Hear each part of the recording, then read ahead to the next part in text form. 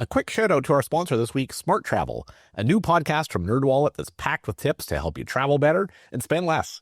They've got episodes on things like which travel cards are actually worth it, how to book peak season trips without paying peak season prices, and how to spot flight deals that are actually deals. It's smart, it's super practical, definitely worth a listen. Travel smarter and spend less with help from NerdWallet. Follow Smart Travel wherever you get your podcasts. This is a Voyescape podcast. You can find all of our travel podcasts from around the world at voyescape.com.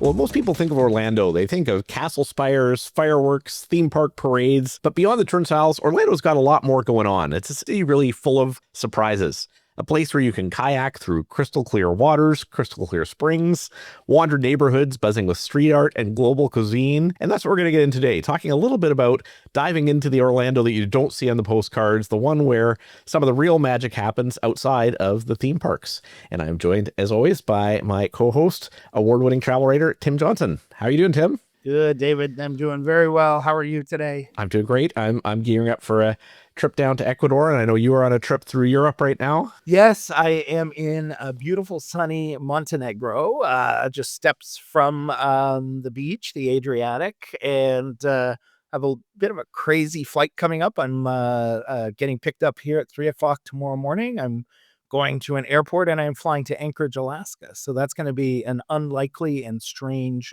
journey, but going from hot and steamy and somewhat tropical Montenegro to summertime in Alaska, but very much looking forward to it. And you're headed to another continent, right? You're headed south. I'm headed down to South America, going down to Ecuador for a few days, or at least I think I am. I don't have my plane ticket yet, and I'm supposed to be on a plane in about 48 hours. Bit of craziness, but hopefully we will know more by tomorrow morning. But yes, on our way to Ecuador to hit the Andes for a little bit, and a little bit of the Amazon, and a city called Cuenca down there that I've never been to before, but as I understand, is supposed to be one of the most beautiful kind of colonial cities in South America. So looking forward to checking it out.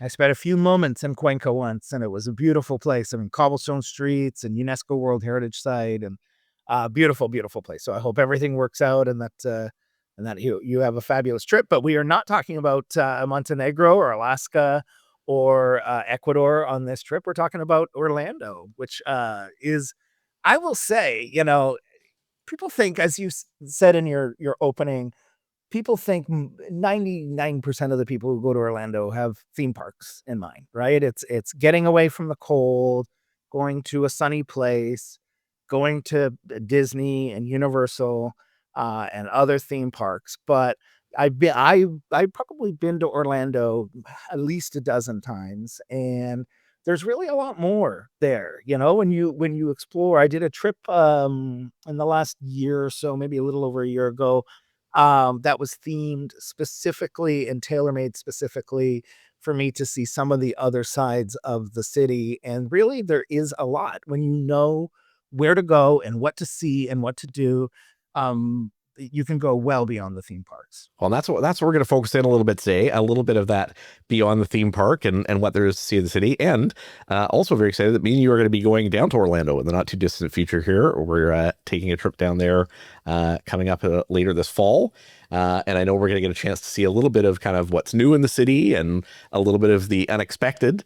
And we're lucky in this kind of preview episode. You have been there a ton. I've only been there once myself, and I did what a lot of people do. I think we spent 90% of our time at Walt Disney World, which is amazing, and which we could do a year of episodes about, and there is so much to see and do there. I mean, if people have only ever been to Disneyland or some of the other Disney properties before, the scale and scope of Disney World in Florida is way different. It's massive and a ton to see and do there.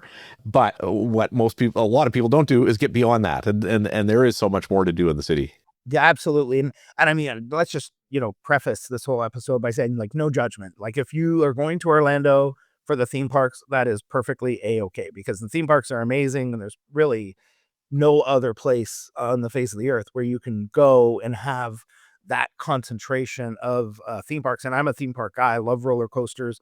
So I enjoy the theme parks. This is not saying that we don't enjoy the theme parks, but just to say that there are a lot of other places to see and things to do. The first thing I wanted to talk about was an area in Orlando that I explored on my last visit there that I had not visited before, been familiar with, knew existed. This cool suburb of Orlando called Winter Park, and it's about 20 minutes from Universal Studios.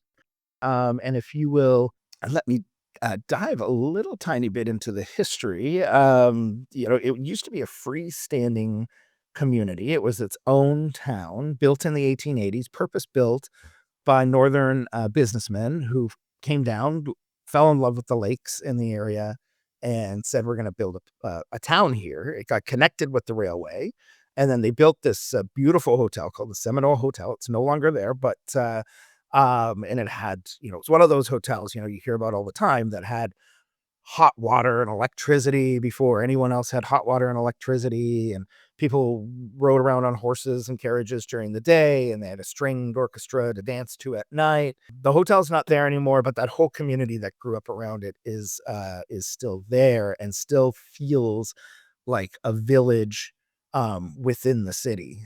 Cobblestone streets, big trees, mature, I guess they're probably oak trees with Spanish moss. Just a beautiful place to stay, to tour, and maybe if I dive in now, good places to eat as well. So let's keep it right here in Winter Park for my first recommendation, which is Soseki Omakase. Now that means cornerstone in Japanese. It's a one Michelin star restaurant with just 10 seats, and they serve several courses. Now it's the chef's take on omakase, using Florida terra. So he liaises with farmers and fishermen and cheesemakers and uses local ingredients to make, again, his take on omakase. Now, books up months in advance, but it's really worth it. That's really a standout. I loved a place called, which is this is much more in keeping with Florida and the cuisine of Florida, but they do it very well. A place called the Ravenous Pig, which takes Southern pub fare and just elevates it. And again, this is in the Michelin Guide. It's Bib Gourmand, and I don't know how much our listeners know about Michelin guides, but you either get a star, a mention. I think there's another category, and then there's this category called Bib Gourmand, which is kind of like it's great food, but it doesn't cost that much, and it's not formal dress up kind of place. It's like a regular restaurant, but they do it really really well. And so they've got the Bib Gourmand rating, and I can personally recommend. It's like a barbecue place. Try the burnt ends. Burnt ends are the best part of barbecue. And I'm just going to give a quick honorable mention to the arancini and the wood fired pizzas at Prato. Who doesn't love a wood fired pizza? So sometimes after walking around and paddling around, we're going to talk about that a little bit.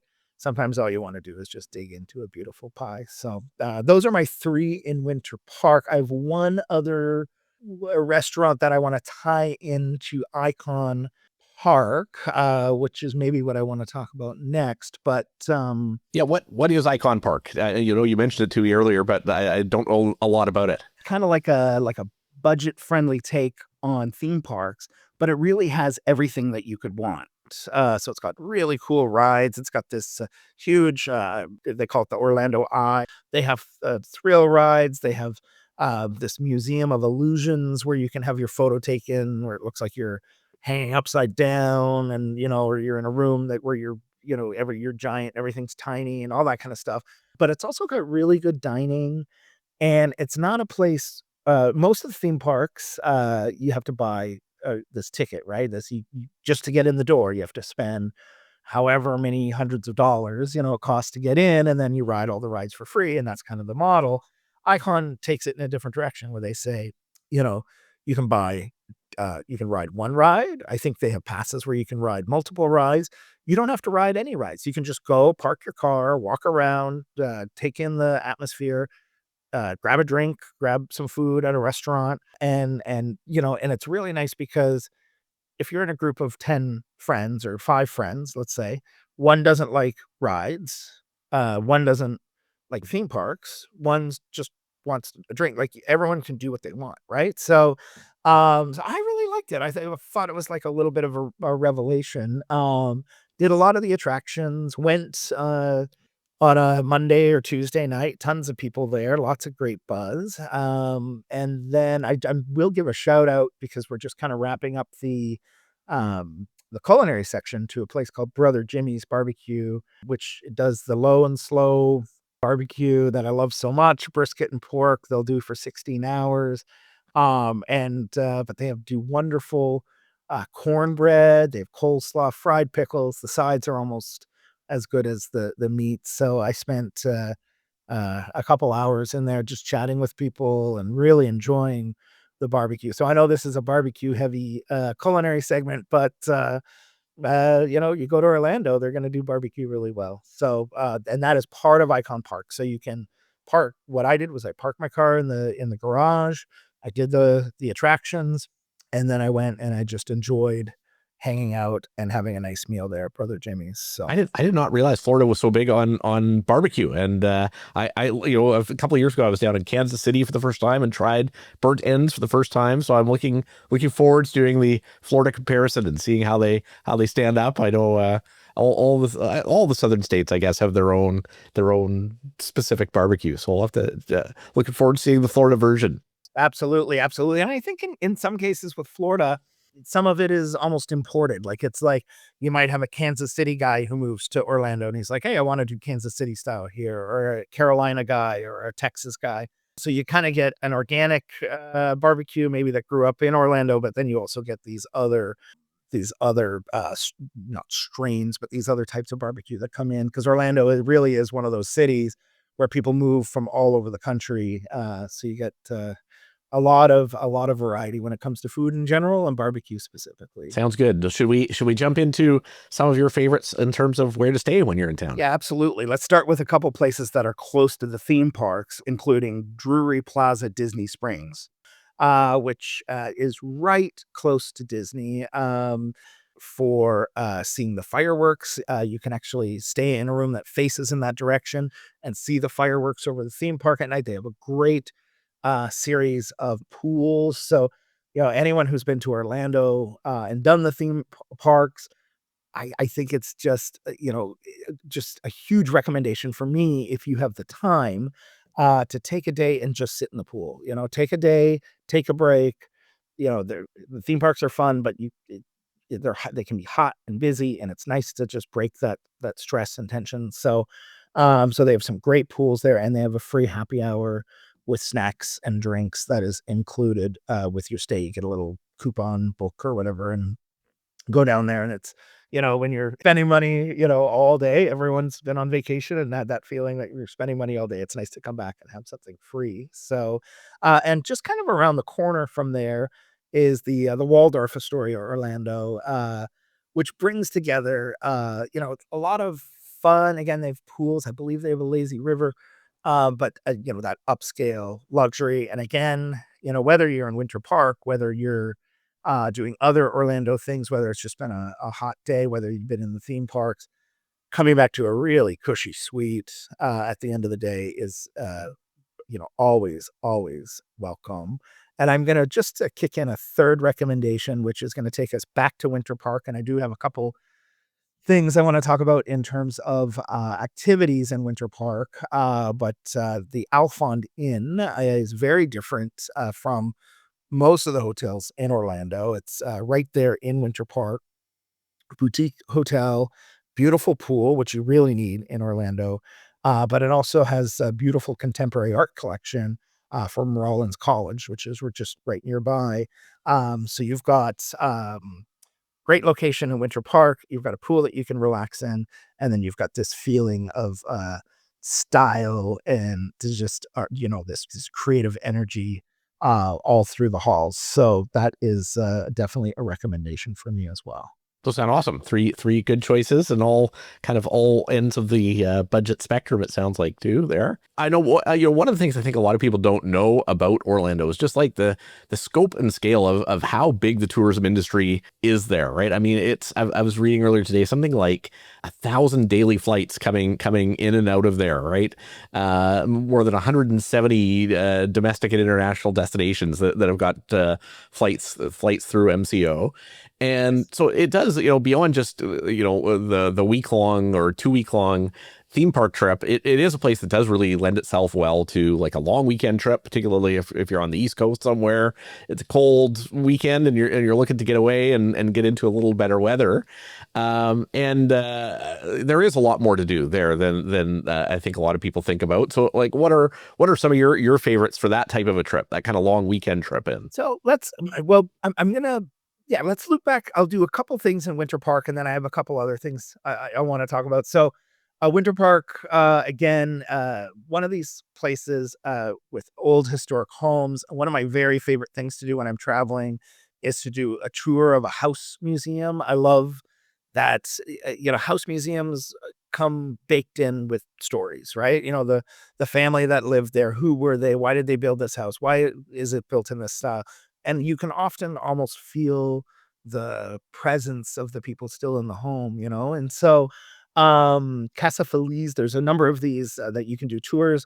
Casa Feliz was my favorite. It's just a beautiful Andalusian style farmhouse right on Lake Osceola. And there's a lot of stories there, but I'll let everyone kind of Google that. But there's a lot of interesting stuff there. And then right near Winter Park, there's a whole chain of lakes and Venetian style canals.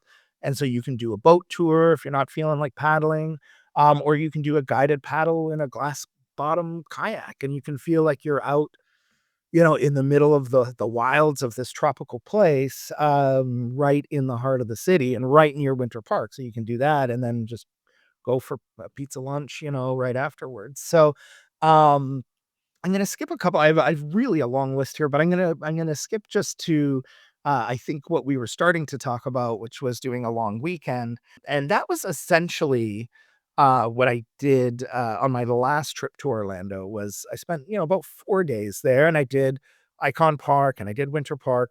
But the main purpose of the trip was to go to a college bowl game, and so for many sports fans, will be aware that at the end of the college football season, a number of teams are selected to play in a playoff and they will play for the national championships. And kind of the consolation prize for teams that were good but not the best is to play in a bowl game. And these bowl games take place all across the United States. And they are events that come just completely surrounded in passion and pageantry. A lot of them date back, 100 years or more and have their own traditions. And so Orlando, being a warm weather climate and a place that loves football, hosts a number of these bowl games. And so I did go to a bowl game. They have a great stadium called Camping World Stadium.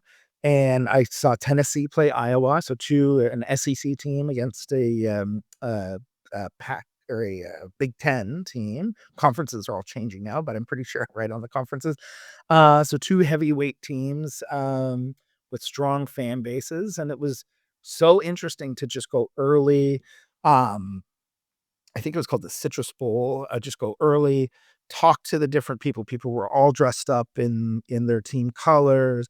People had flown, from Iowa and Tennessee long distances to be there, and just to talk to them about, the importance of the game, why they were there. I mean, most of them were there just to have a good time, see their team play one more time under the sun. A beautiful, beautiful sunny day, and so going. I think this is a great almost excuse to visit Orlando. A good reason to visit Orlando, even for a long weekend, is to go for a bowl game or go. I mean, there's all sorts of other events that take place in the city, from festivals and concerts, and there's it's a busy city, and lots of great flight connections, as you said, David. MCO is a busy airport, and you can one of the most accessible airports from anywhere in the world. So yeah, so I would definitely recommend my bowl game experience was fantastic, and I would recommend doing a long weekend like that in Orlando. Yeah, and I think for our listeners who are not from the U.S. probably don't know like just how big college sports is there, and the vibe and the scene around those games is probably a lot different than it's going to be for college games in other parts of the world, right? I mean, you get a ton of people out for those games. So they have some of the biggest college bowl games in the country in Orlando. People come from everywhere. It's like 80, 100,000 people. The atmosphere is electric. And I just want to give a shout out to Orlando Pride. They play in the National Women's Soccer League, which is the top league in America. And they're actually the national champions. So I actually have not attended a game, but I would love to. I've heard the atmosphere is absolutely vibrant and they bring in local, well-made food.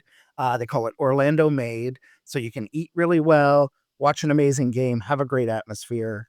I'd love to go sometime. Yeah, and of course they've also got a great NBA team, the Magic, there that you can go down and see as well. And in addition to the women's soccer teams, I know on the men's soccer side they've done a couple of World Cup qualifiers down there recently. So a lot going on there from a sports perspective for sure. Absolutely, and I mean, even if you're not a sports person, I mean, I love the culture around sport, I mean, I've gone to lots of, games, I've gone to, like, Australian rules football games, I've gone to, sports that I know nothing about, cricket, whatever, as I travel around the world, and, I think that there is a special joy in seeing people at their most passionate and their most natural state, and so, people aren't there for Orlando's a very touristy town, but when people go there to cheer on their team, they're there to cheer on their team, and they're passionate and just, in their most natural state. So you get to enjoy the feeling of being with people,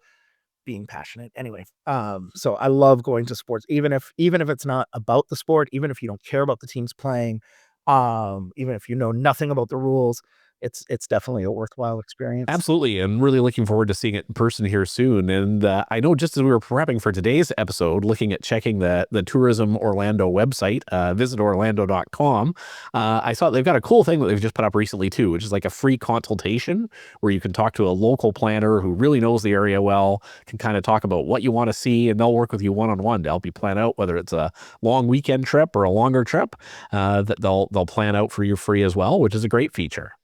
Which probably brings us to our can't misses, and maybe for me, rather than a can't miss, it will be a looking forward to what I absolutely want to do when we're there, which is I know this is a city built on springs and some supposed to be some beautiful kind of crystal clear rivers and springs and stuff that you can go out kayaking on, manatees. I would love to go see that side of it. So that's one of the things I'm really looking forward to. But what is your either can't miss or the thing that you're looking forward to seeing most when we're there next? So yeah, this is a bit of a funny one because when you think of Florida, you don't really think of trains, but they have this wonderful train called the Bright Line, and it connects Central and South Florida. So it actually makes it easy to add Orlando to a South Florida trip. So if you're going to Miami or Fort Lauderdale, you can just hop on this Bright Line train and come to Orlando. And it's actually, I've ridden trains all over the world. I've been on the Trans-Siberian, I've been on the Indian Pacific in Australia. And this is really a beautiful new train. And when you go along, it's kind of like a little bit of a tour. You go through all these different communities in South Florida, and then you go up, and then it connects you with Orlando. And it just makes it easy. You don't have to fly, you don't have to drive, you don't have to rent a car. Yeah, I love the Bright Line. Well, that sounds awesome, Tim. And if I remember correctly, you're not too far when you're here from Kennedy Space Center as well. It's kind of in that same general area, isn't it? Yeah, absolutely. Yeah, Kennedy Space Center and Cocoa Beach, really easy day trips from Orlando. So you could base yourself in Orlando, drive out there for the day, check it out, and then come back. It's super cool. Well, thank you, Tim. I'm looking forward to our trip and digging into more of Orlando as we get down there and get a chance to see a little bit of what's new for both of us down there and some of the more unexpected things down in the area as well. And as always, as people are checking out our podcast, hope you can check out some of our other podcasts on the Voyascape Podcast Network, where we've got some of the best travel podcasts in the world, and just from a wide range of destinations around the world that you're able to find shows on. So wherever you're traveling, we've probably got an episode, whether it's on Travel in 10 or some of our other shows, focusing in on different destinations around the world. And also, if you're enjoying the show, it's always hugely helpful too if you can drop us a rating or a review if you're listening to us on Spotify or Apple Podcasts or wherever you listen to your podcasts, to help people find more of our shows and more of our content as well. Absolutely. Absolutely. And always a pleasure, David, and very much looking forward to traveling to Orlando with you, and kind of, it's a very familiar destination for me. I know it's not so much for you. So kind of rediscovering this great city through your eyes as well. So looking forward to it. Sounds good. Thanks, Tim. Thanks, David.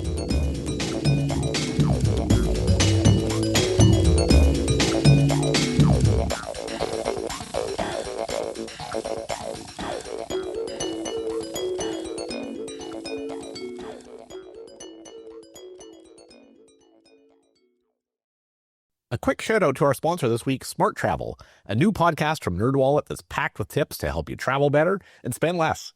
They've got episodes on things like which travel cards are actually worth it, how to book peak season trips without paying peak season prices, and how to spot flight deals that are actually deals. It's smart, it's super practical, definitely worth a listen. Travel smarter and spend less with help from NerdWallet. Follow Smart Travel wherever you get your podcasts. Can you travel in a way that's better for people and the planet?